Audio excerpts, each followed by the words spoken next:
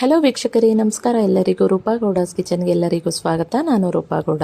ಇವತ್ತು ನಾನು ರುಚಿಯಾದ ಒಂದು ತರಕಾರಿ ಸಾಂಬಾರನ್ನ ಪ್ರಿಪೇರ್ ಮಾಡ್ತಿದ್ದೀನಿ ಫ್ರೆಂಡ್ಸ್. ಯೂಶ್ವಲಿ ಮದುವೆ ಮನೆಗಳಲ್ಲಿ ಯಾವ ರೀತಿಯಾಗಿ ಒಂದು ತರಕಾರಿ ಸಾಂಬಾರನ್ನ ಪ್ರಿಪೇರ್ ಮಾಡ್ತಾರೋ ಅದೇ ರೀತಿಯಾಗಿ ನಾನು ಇವತ್ತು ವಿಡಿಯೋನಲ್ಲಿ ಮಾಡಿ ತೋರಿಸ್ತಾ ಇದ್ದೀನಿ ಫ್ರೆಂಡ್ಸ್. ಇದನ್ನು ಹೇಗೆ ಮಾಡೋದು ಅಂತ ನೋಡೋಣ. ಅದಕ್ಕೂ ಮುಂಚೆ ನನ್ನ ಚಾನಲ್ಗಿನ್ನ ಸಬ್ಸ್ಕ್ರೈಬ್ ಆಗಿಲ್ಲ ಅಂದರೆ ದಯವಿಟ್ಟು ಸಬ್ಸ್ಕ್ರೈಬ್ ಮಾಡ್ಕೊಳ್ಳಿ, ಹಾಗೆ ಬೆಲ್ ಐಕಾನ್ ಸಹ ಕ್ಲಿಕ್ ಮಾಡ್ಕೊಳ್ಳಿ ಫ್ರೆಂಡ್ಸ್.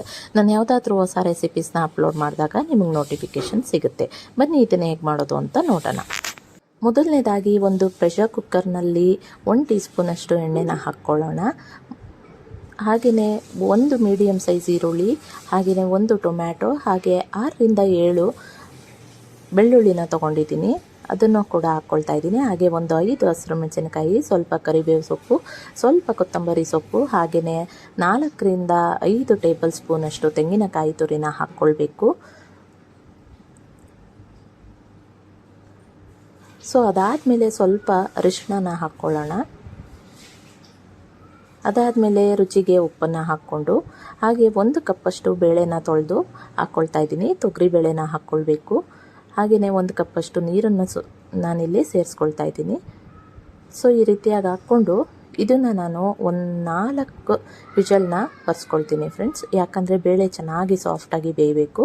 ಆ ರೀತಿಯಾಗಿ ನೀವು ನೋಡಿಕೊಂಡು ವಿಷಲ್ನ ಕೂಗಿಸ್ಕೊಳ್ಳಿ. ಸೊ ಇವಾಗ ಒಂದು 4 ವಿಷಲ್ ಆಗಿದೆ, ಬೇಳೆ ಚೆನ್ನಾಗಿ ಬೆಂದಿದೆ ಫ್ರೆಂಡ್ಸ್. ಇದನ್ನು ಕೂಲ್ ಆಗೋಕ್ಕೆ ಅಂತ ಎತ್ತಿಟ್ಕೊಂಡು ಆನಂತರ ಮಿಕ್ಸಿ ಜಾರಲ್ಲಿ ನಾನು ರುಬ್ಕೊಳ್ತೀನಿ ಇದನ್ನು. ಸೊ ರುಬ್ಬೋವಾಗ ನಾನು ಒಂದು 2 ಟೇಬಲ್ ಸ್ಪೂನಷ್ಟು ಸಾಂಬಾರು ಪುಡಿನ ಹಾಕ್ಕೊಳ್ತೀನಿ.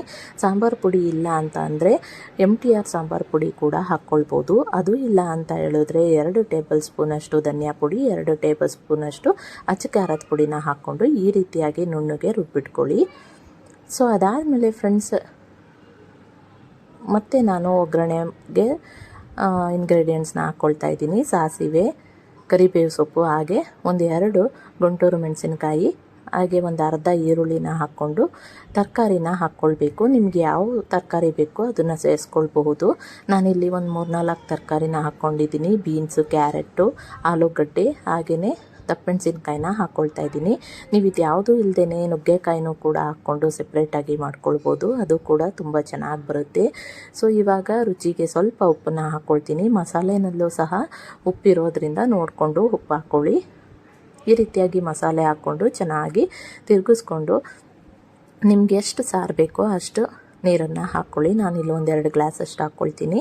ಬೇಳೆ ಇರೋದ್ರಿಂದ ಸೊ ಸಾರು ಗಟ್ಟಿಯಾಗುತ್ತೆ.